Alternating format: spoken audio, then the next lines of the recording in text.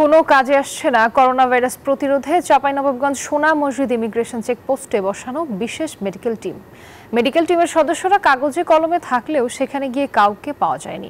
বিজেপির পক্ষ থেকে কিছুটা তৎপরতা থাকলেও স্বাস্থ্য বিভাগের কোনো তৎপরতা নেই। তবে জেলা সিভিল সার্জন দায়সারা বক্তব্যে বলেছেন সেখানে সব ধরনের ব্যবস্থা রয়েছে। রফিকুল আলমের তথ্যচিত্র ডেস্ক রিপোর্ট।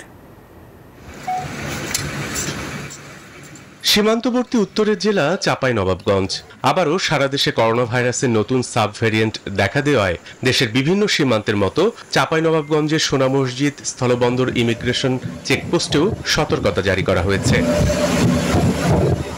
তবে ইমিগ্রেশন যাত্রীরা বলছেন চেকপোস্টে ভাইরাস সম্পর্কে কোনো পরীক্ষা নিরীক্ষা করা হচ্ছে না বা প্রাথমিকভাবে কোনো পরামর্শ প্রদানও করা হচ্ছে না।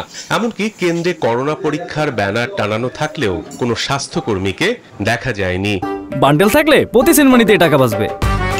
বিকাশ সেনমানি বান্ডেল কিনে জিতুন প্রতি লেনদেনে। এই মতো অবস্থায় বাংলাদেশের বর্ডারে দাঁড়িয়ে আছি, অদ্যাবধি কোনো আমাদের কোভিড সম্পর্কে কোনো রকমের কোনো টেস্ট করা হয়নি। এখনো পর্যন্ত কোনো ধরনের অস্বাভাবিক কোনো সংবাদ এখানে পাওয়া যায় নাই। তারা হচ্ছে করোনা বিষয়ে যেদিনও এটা বিষয়টা ফেলছে সেদিন থেকে হচ্ছে তারা তাদের ডিউটি এটা দেখাশোনা করছে। তবে অভিযোগ অস্বীকার করে জেলা সিভিল সার্জন বলছেন তাদের সব ধরনের ব্যবস্থাই রয়েছে।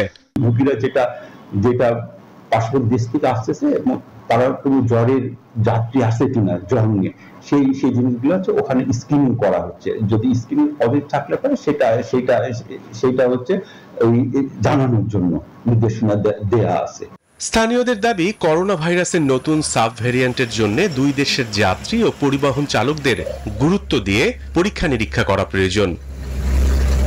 Desk report, news 24।